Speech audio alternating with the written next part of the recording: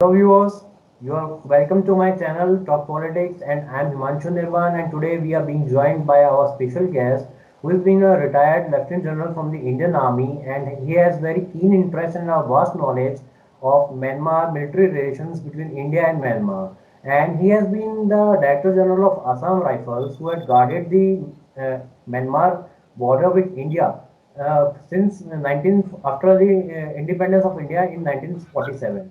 And sir had been the Director General of Assam Rifles for more than 15 years and has participated with the military talks with the military of Myanmar. And since the military junta has ruled on Myanmar for more than 49 years, I should give a brief description about Lieutenant General Shokin Chauhan. Lieutenant General Shokin Chauhan had Lieutenant General Shokin Chauhan had joined the Indian military in 1975 and he had superannuated in March 2018 from the post of Lieutenant General. And at that time of superannuating, he was the Director General of Assam Rifles and was the chairman of the ceasefire monitoring group that was monitoring the ceasefire between the Indian Army and the insurgent groups that were active in northeast areas of India. So, for his courageous services, Lieutenant General Shokin Chauhan was presented Param Visist Seva Medal, Ati Visist Seva Medal, Youth Seva Medal, Sena Medal, and Visist Seva Medal from the Honorary President of India.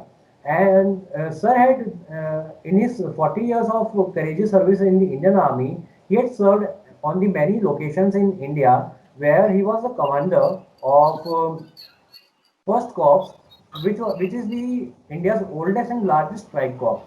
And Sir had also served as a commander of 8th Mountain Division, which is situated in Western Ladakh and which looks after the LAC, that is the between the that is known as the line of actual control of a border between India and China. And Sir had also commanded a mountain brigade in the Shopia district of South Kashmir, which is the insurgency hit area of India. And since 1989, the situation in Kashmir has been boiled, and Sir has a good knowledge of counter-insurgency operations while he has led many operations in South Kashmir. And after that, Sir had moved to the paramilitary group, which is known as the Assam Rifles, and Sir was posted as a Director General there. Um, be- Other than that, Sir had also served as a military attaché to Nepal from 2004 to 2007, and he was a part of United Nations peacekeeping mission to Nepal, from where he had just commanded like soldiers of the Indian Army and other United Nations peacekeeping mission soldiers, where he was regarded and asked to make a peace negotiation between the Prachand, who was the commander of the Maoist forces in Nepal, and in between the King of Nepal, King Gyanendra, from 2004 to 2007. And after that, there was a peace deal been signed under his guidance only in between the King Gyanendra and Prachand of Maoist rebel group of Nepal. So, sir, you are welcome to our show, sir.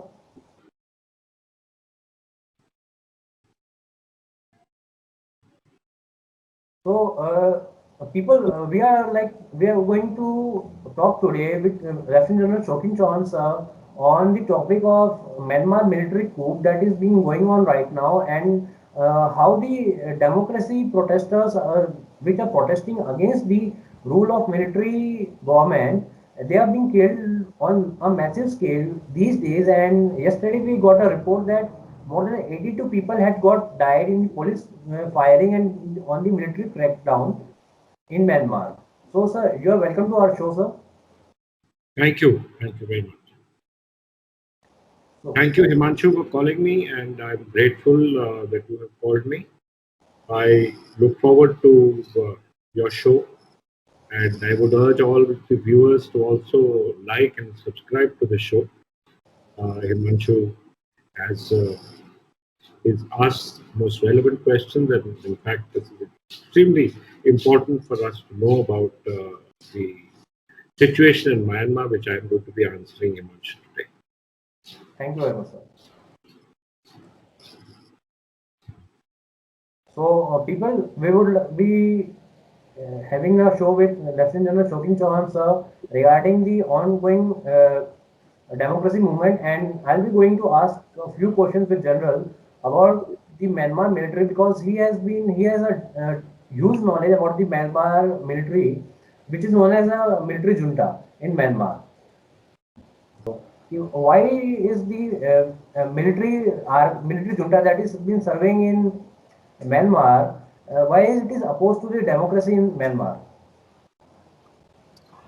See, you have to understand two things, Himanshu, that in this part of the world, especially where Pakistan is concerned or Bangladesh is not there now, but where Pakistan is concerned or Myanmar is concerned, once militaries take over governments, they get used to running power, running the country.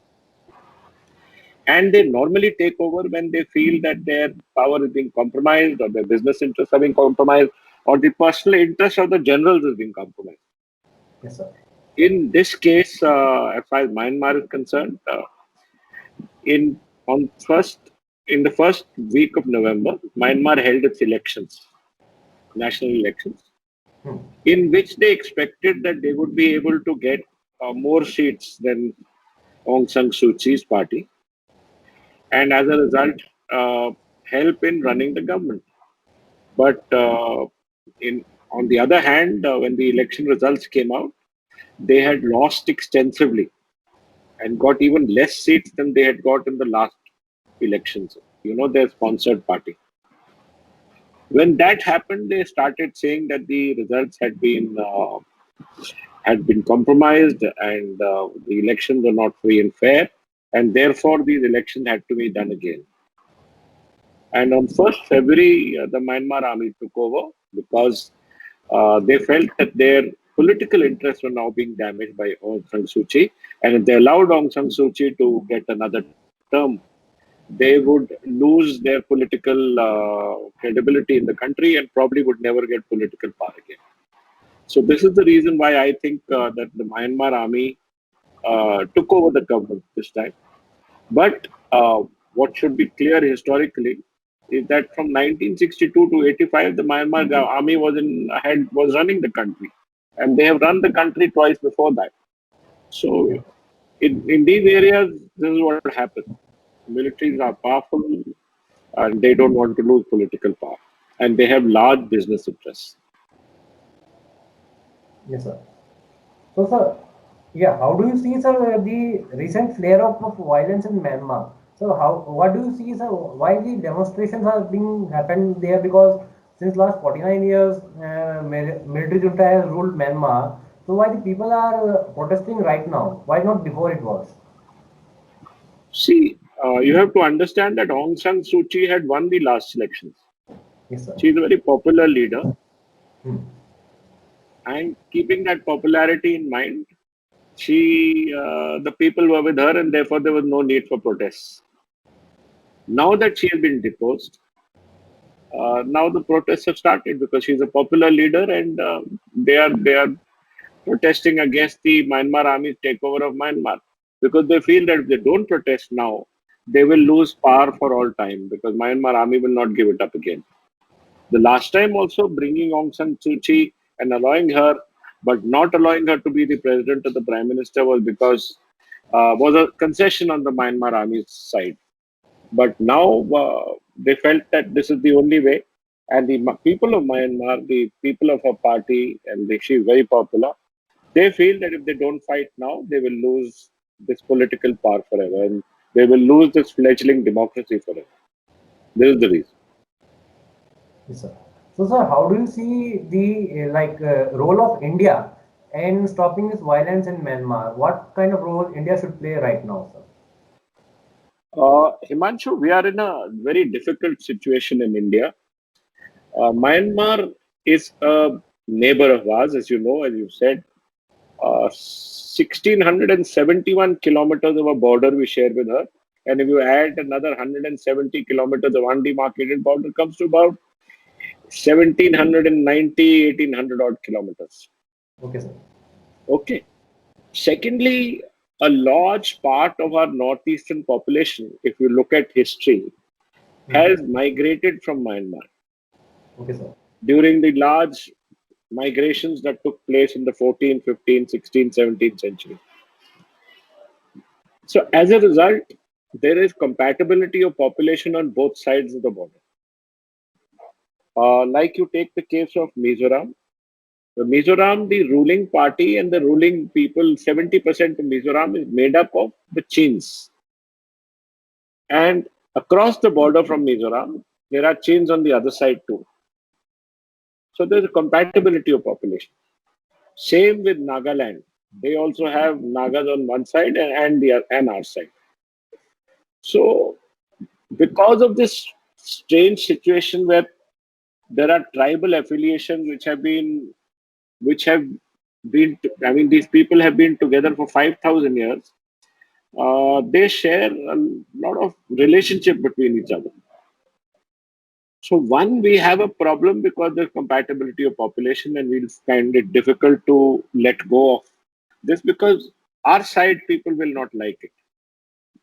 The second side is the ongoing insurgency situation in our northeast, and the fact that in the border areas of Myanmar, that is 20 to 40 kilometers from the Indian border, you have 55 to 60 insurgent camps of the Indian insurgent groups there. They have been kept under check by the Myanmar army over the last couple of years because the Myanmar army has listened to India and said that they will not allow their country to be used against India. So one, we have a security problem. Two, we have a similarity of population. So we'll find it very difficult to interfere in Myanmar. The third issue is that the Myanmar army has over the last couple of years been a part of our overall strategy to be together as neighbors. So to carry out any kind of strong action against them would go against the fact that we are friends and we have been friends with them for many years now. About say 10 years or 15 years back, the Myanmar army was totally with China. Right now, the Myanmar army is suspicious of China. So if we were to take some strong action, Himanshu, it would mean that they would go back to China and then it would take many years to bring them back again. So that is the reason why I feel India is not able to take strong action and why India probably has to keep her national interests in mind before she decides that she has to fight for democracy in Myanmar.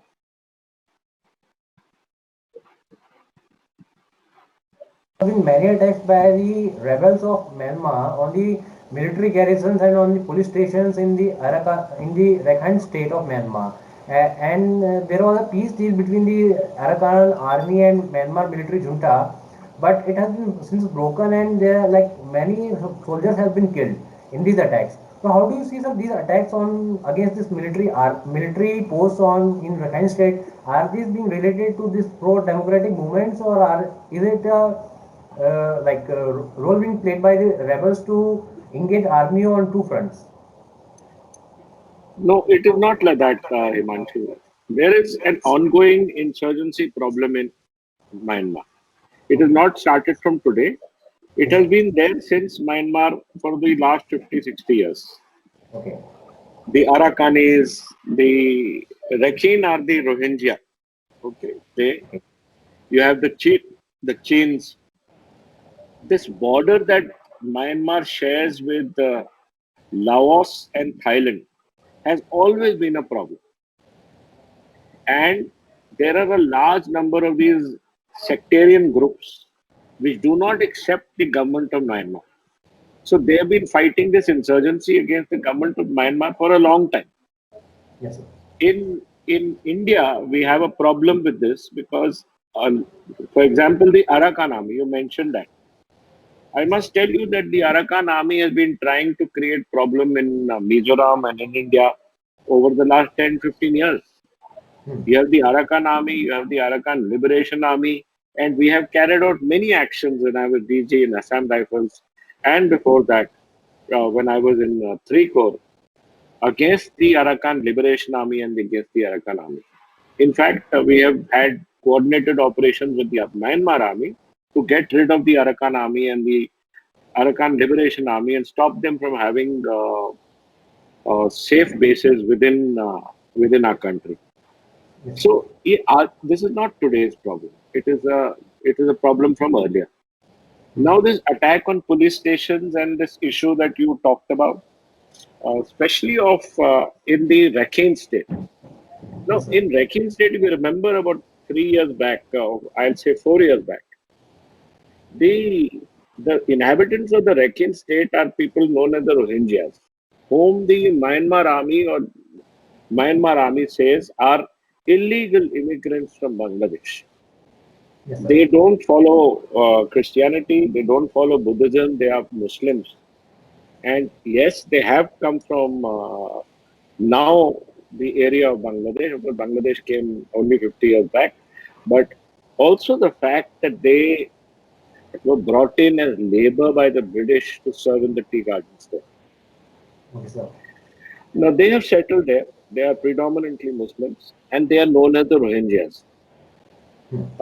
So 4 years ago, they started a revolutionary movement there by the Rakhine Liberation Army, one of their insurgent groups, where they burnt about 20 odd police stations.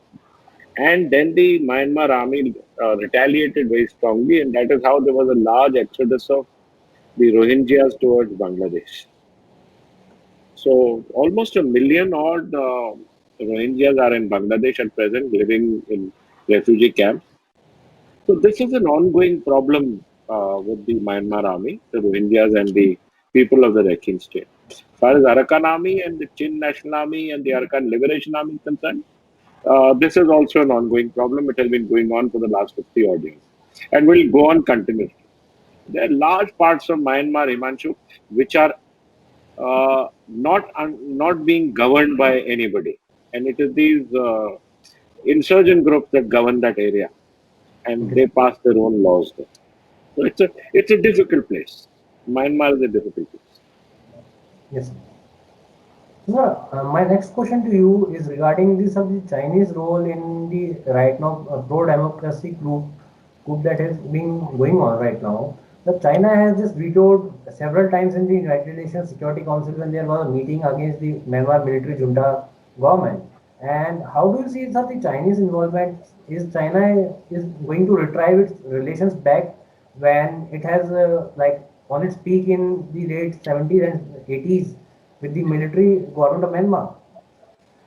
Yes, Himanshu, China definitely is trying to get closer back to Myanmar. The Myanmar army remains, the senior leadership of the Myanmar army remains very suspicious of the Chinese government. Yes, sir. And they have expressed this publicly also. A large number of Chinese developmental projects were stopped by the Myanmar army. And in fact, part of the taking over has also been one of the reasons that they give out is that the Aung San Suu Kyi government was trying to get close to China. Okay. This is again a suspicion of many years, Himanshu. So China is trying to get close to them. She has not allowed any discussion in the United Nations. Hmm. But whether that changes the situation on ground, I am not very sure. But yes, if India was to take stronger action, then the Myanmar army would definitely have to go somewhere else. And I feel that, they would be looking at taking support from the Chinese if India goes against them. So it's a very difficult situation for India at present. Do we go against the Myanmar army? Do we not go against the Myanmar army? Do we talk only of the fact that there's a security problem or there's a larger relationship issue? These are very difficult issues for our Prime Minister and for the government to answer at what is our national interest at present in Myanmar. Yes, sir. So, sir, thank you very much, sir, for talking to us on this really good topic that is presently going on in Myanmar against the pro-democracy movement by the by the military junta of Myanmar, and they are like making havoc on the democratic movements and killing the civilians. So, thank you very much for talking to us, sir. Pleasure, Himanshu. Pleasure.